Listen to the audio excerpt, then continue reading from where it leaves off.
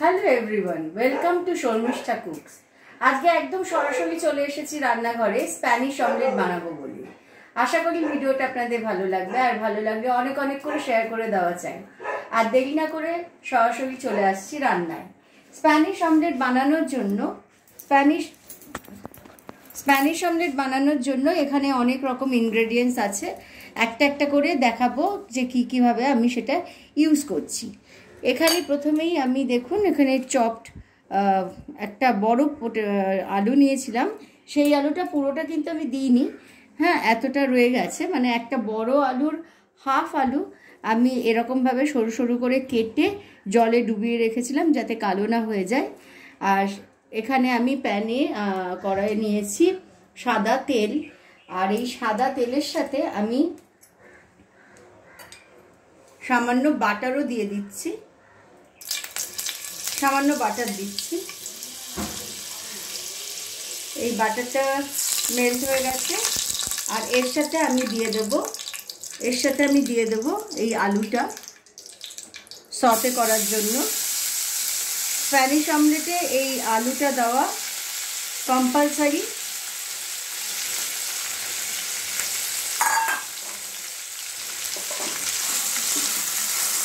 এই আলুটা হালকা করে সতে করে নিতে হবে। আলুটা আমি সতে করতে দিয়েছি। একটা গ্লাস বোলের মধ্যে আমি এখানে 5টা ডিম নিয়ে নিয়েছি। 5টা ডিম আমি এখানে ভালো করে বিট করে নিচ্ছি। আর এর সঙ্গে আমি দিচ্ছি সল্ট,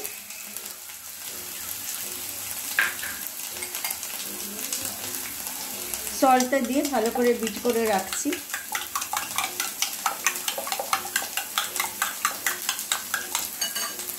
আর এখানে কিছু ভেজিটেবলস আছে। এখানে আছে চপড ক্যাপসিকাম, চপড টমেটো, একটা মাঝারি সাইজের অনিয়ন চপ করে নিয়েছি, গ্রিন চিলি আছে, আর করিয়েন্ডার লিভস আছে। তো আমার এখানে আলুটা প্যানে দিয়ে দিয়েছিলাম, আলুটা সতে হয়েছে, মানে কিছুটা হয়ে এসেছে। এবার আমি অনিয়নটা এর মধ্যে দিয়ে দেবো, চপড অনিয়নটা দিয়ে দিচ্ছি।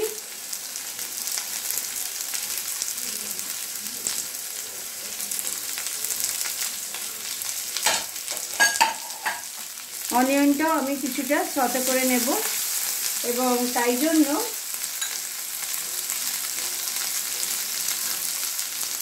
এটার মধ্যে সামান্য লবণ দিয়ে দিচ্ছি যাতে অনিয়নটা নরম হয়ে যায়। হ্যাঁ, আলু আর অনিয়নটা একদমই সফট হয়ে গেছে। তো এবার আমি এটা আমি ফ্লেমটা অফ করে দিলাম। এবার আমি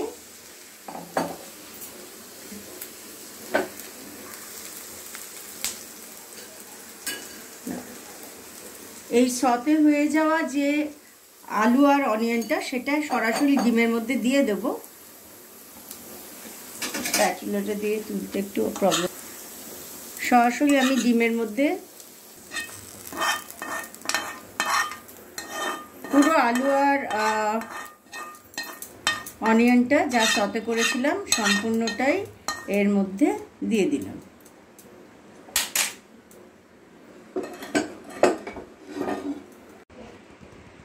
এবার দিচ্ছি এই সামান্য চিলি ফ্লেক্স,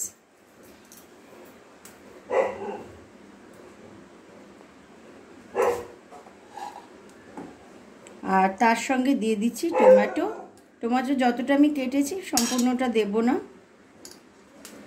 আর তার সাথে দিয়ে দিচ্ছি চপড ক্যাপসিকাম। টমেটোটা অপশনাল, আপনি ইচ্ছা করলে দিতেও পারেন, নাও দিতে পারেন। আর এটা হলো চপড করিয়েন্ডার লিভস দিয়ে দিলাম, আর গ্রিন চিলি চপ করে রেখেছিলাম 3টে, সেটা দিলাম। এটাও অপশনাল, আপনার ইচ্ছা হলে দেবেন।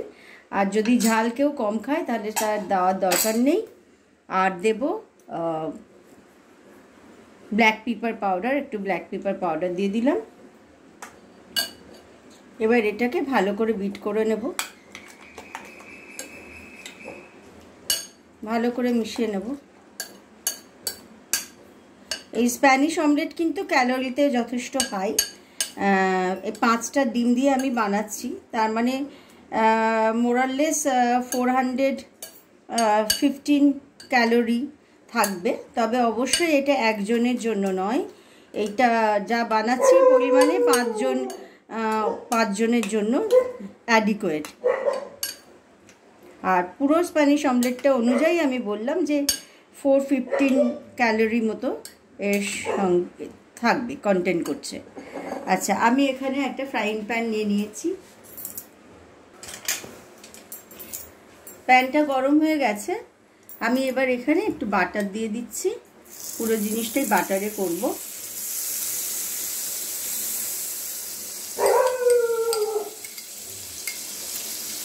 বাটারটা সামান্য বেশি দিতে হবে যাতে অমলেটটা কাঁচা থেকে না যায়।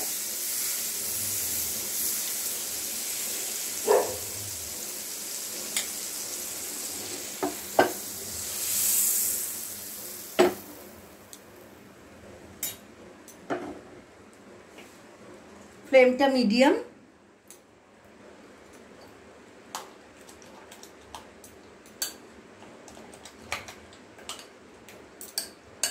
আর এই মিক্সচারটাকে সমস্ত ভেজিটেবল সহ ডিমের যে মিক্সচারটা সেইটা এবার আস্তে করে ঢেলে দেব।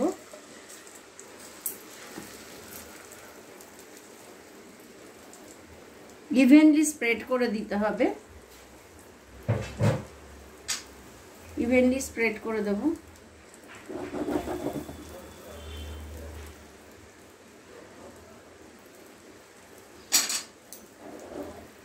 ফ্লেমটা এবার মিডিয়ামে রাখবো।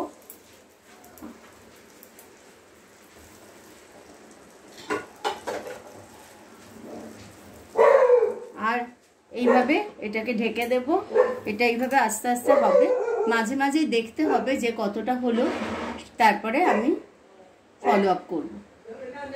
মিনিট বাদে ফিরে এলাম। তলার দিক থেকে অনেকটাই হয়ে গেছে।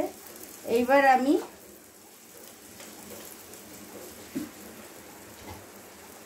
এই চিজগুলো দিয়ে দেব।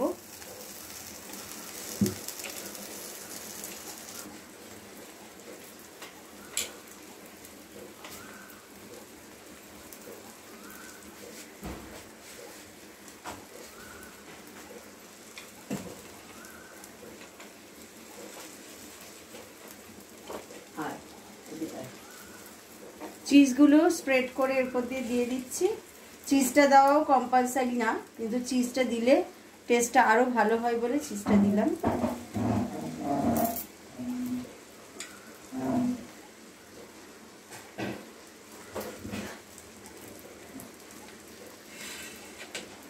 এবার চিজটা পুরোপুরি এর মধ্যে মেল্ট হয়ে যাবে, তাই জন্য আমি আবার ভালো করে লিডটা দিয়ে ঢেকে দিলাম।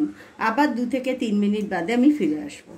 হ্যাঁ, আমি ফিরে এলাম ঠিক 3 থেকে 4 মিনিট পর। এখন আমি চেক করব।